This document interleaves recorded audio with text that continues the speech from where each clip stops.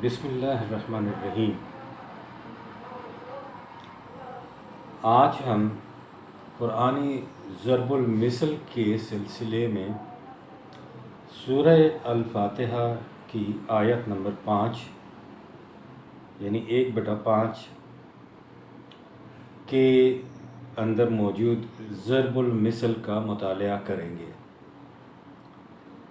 اہدنا الصراط المستقیم،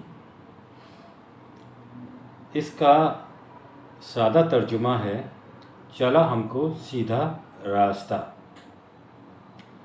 اور مفہوم اس کا بیان کیا گیا ہے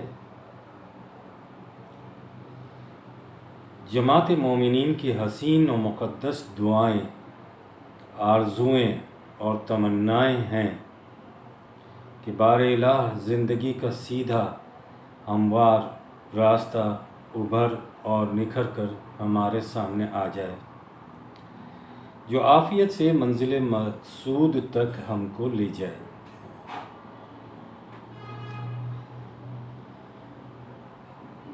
یہاں پر مفہوم بیان کرنے کے بعد اب ہم آتے ہیں ان سوالات کی طرف جو ہمارے اندر جنم لیتے ہیں۔ اس آیت میں، اس ضرب المثل میں 3 لفظ بیان کیے گئے ہیں: اہدنا، الصراط اور المستقیم۔ اہدنا سے کیا مراد ہے؟ اہدنا کیا ہے؟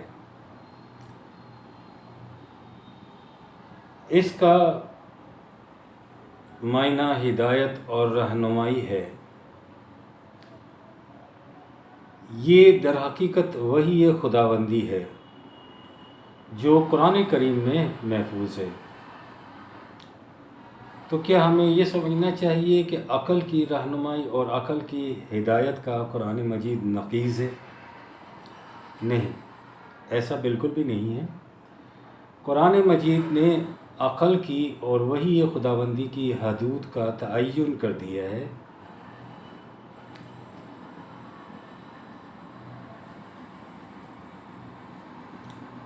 وہ یہ ہے کہ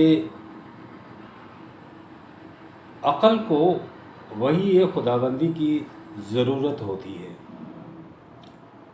سوال پیدا ہوتا ہے کہ عقل کو وحی خداوندی کی ضرورت کیوں ہوتی ہے، کیوں پڑتی ہے؟ عقل انسانی کو وحی کی ضرورت اس لیے ہے کہ عقل کی حدود صرف اسباب اور ان اسباب کے ذرائع تک ہوتی ہے کہ کیسے اور کس طرح اور کون سے ذرائع اختیار کیے جائیں تاکہ زیادہ سے زیادہ اسباب میسر آ جائیں۔ ان اسباب و ذرائع کی بنیاد کیا ہونی چاہیے؟ کہیں ایسا تو نہیں ہے کہ نوع انسان کی عالمگیر اجتماعیت کا مقصد اس سے سبوتاژ ہو جائے گا، یا دوسری اقوام کے حقوق اس کے ذریعے سے کہیں سلب تو نہیں ہو جائیں گے؟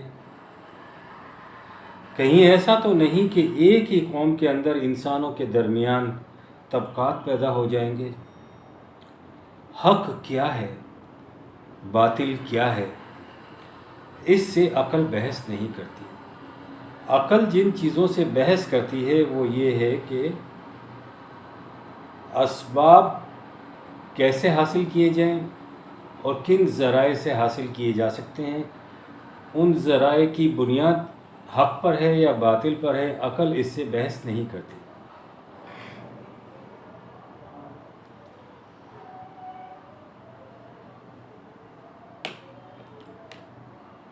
اچھا، حق اور باطل کیا ہے؟ وہ مستقل اقدار بتاتی ہے، اور مستقل اقدار کا انکشاف عقل نہیں کر سکتی۔ مستقل اقدار کو شامل کیے بغیر انسان انسانیت والی زندگی کے مطلوب و مقصود یعنی منزل تک نہیں پہنچ سکتا۔ یہ اقدار خدا کی طرف سے ملتی ہیں، اس لیے اسے وحی کہا جاتا ہے، اور یہ وحی خداوندی قرآن کریم کے اندر محفوظ ہے۔ اب ایک سوال سامنے آتا ہے کہ پھر یہ مستقل اقدار کیا ہے؟ یہ قرآن کریم نے انسانی رہنمائی کے لیے، انسانی ہدایت کے لیے کچھ تو احکام قرآن مجید میں دیے ہیں، جسے قوانین بھی کہہ سکتے ہیں، اور باقی سارے اصول دیے ہیں۔ ان اصولوں کو مستقل اقدار کہہ سکتے ہیں۔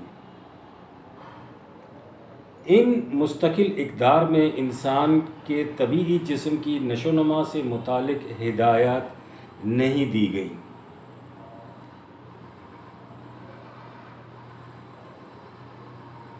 بلکہ ان مستقل اقدار کے اندر انسانی ذات کی نشو و نما سے متعلق ہدایات، رہنمائی موجود ہے۔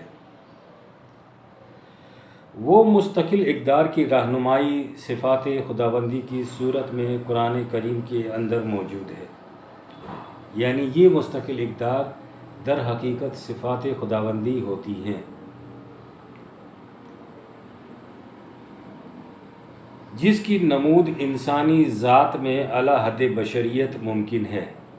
یعنی اعلیٰ حد بشریت صفات خداوندی کو انسانی ذات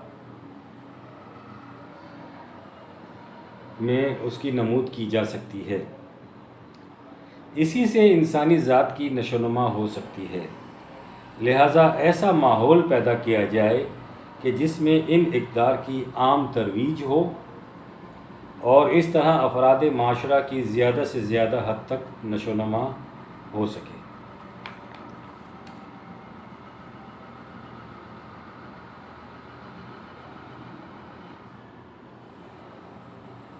عقل بھی ہدایت دیتی ہے، عقل بھی رہنمائی کرتی ہے، لیکن اس کی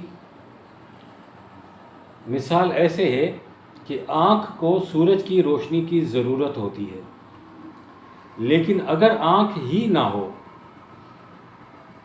تو سورج کی روشنی بھی اس آنکھ کے کسی کام نہیں آتی۔ انسانی عقل اگر وحی کے رہنمائی میں چلے گی تو یہ دنیا جنت بنے گی۔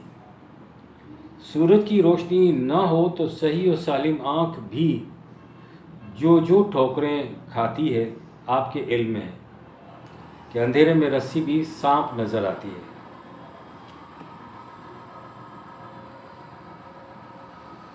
اب ہم آ جاتے ہیں دوسرے لفظ کی طرف، صراط۔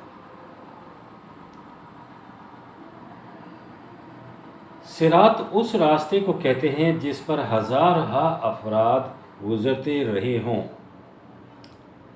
مانوس راستہ ہو جو سب کے علم میں ہو۔ نوع انسان کی تاریخ گواہ ہے کہ یہی وہ راستہ ہے جس پر ہزاروں افراد چل چکے ہیں۔ صراط کا معنی راستہ ہی کیوں لیا جائے؟ اس سوال کا جواب 46/30 کی آیت میں آتا ہے، جہاں طریق المستقیم کا لفظ استعمال کیا گیا ہے، تو طریق سے مراد راستہ ہی ہے، لہٰذا صراط کا معنی بھی راستہ ہی ہے۔ یہ جو پل صراط والی بات ہے، یہ قرآن مجید کے اندر نہیں ہے۔ اب ہم آ جاتے ہیں آخری لفظ کی طرف، تیسرے لفظ کی طرف، المستقیم۔ مستقیم کا معنی ہے کسی کام کا التزام کے ساتھ ہمیشہ کرتے رہنا، اور ایک ایسا ذمہ دار انسان ہی کر سکتا ہے۔ یعنی ذمہ داری کے ساتھ کسی کام کو التزام کے ساتھ تو کوئی ذمہ دار انسان ہی کر سکتا ہے۔ یعنی وہ جو ذمہ داری اٹھانے کے قابل ہو، یعنی وہ شخص ذمہ داری اٹھانے کے قابل ہو۔ مستقیم کا ایک معنی متوازن قوانین کے بھی ہوتے ہیں، جو حق کو باطل سے الگ کر دیتے ہیں۔ یہ تاج کی لغت میں آتا ہے۔ اس لفظ کے بنیادی معنی توازن قائم رکھنے کے ہیں۔ قرآن کریم ایسی راہ بتلاتا ہے، ایسی صراط بتلاتا ہے جو سب سے زیادہ سیدھی اور معتدل متوازن ہے، اور وہ راستہ، وہ صراط بارونق بھی ہے جس پر ہزاروں قافلے گزر چکے ہیں۔ قرآن کریم نے جماعت مومنین کے مسلک اور روش زندگی کو صراط مستقیم سے تعبیر کیا ہے۔ جو ہم پڑھ رہے ہیں 1/5 میں یہی ہے۔ خدا کائنات کو صراط مستقیم پر لیے جا رہا ہے، 11/56 میں آتا ہے۔ اس کا مطلب یہ ہے کہ کائنات آگے بڑھ رہی ہے اور بلند ہوتی جا رہی ہے۔ اس میں نت نئے اضافے ہوتے جا رہے ہیں۔ 35/1 میں ہے کہ انسان کو بھی صراط مستقیم پر چلنے کے لیے پیدا کیا گیا ہے اور کسی اور صراط کے لیے پیدا نہیں کیا گیا، یعنی اس کے اندر ممکنات، پاسبلٹیز کے وسیع میدان ہیں۔ وہ جدوجہد کرے، اسے کرنا چاہیے، اور اپنے اندر موجود جتنی ممکنات ہیں، پاسبلٹیز ہیں، ان کو مشہود کرے اور سفر زندگی میں آگے بڑھتا چلا جائے تاکہ انسانی زندگی کی سطح بلند ہو جائے۔ اسی کو بلندیوں کی طرف ارتقائی منازل طے کرنا کہتے ہیں۔ قرآنی نظریہ زندگی کا محصل حرکت اور ارتقاء ہے۔ تو ہم نے آج یہ پڑھا اہدنا الصراط المستقیم۔ تو میں اس کا مفہوم دوبارہ دہراؤں گا کہ جماعت مومنین کی حسین و مقدس دعائیں، آرزوئیں اور تمنائیں کہ اے بار الہ زندگی کا سیدھا ہموار راستہ ابھر اور نکھر کر ہمارے سامنے آ جائے، جو عافیت سے ہمیں اپنی انسانیت والی منزل مقصود تک لے جائے۔ شکریہ۔ ربنا تقبل منا انک انت السمیع العلیم۔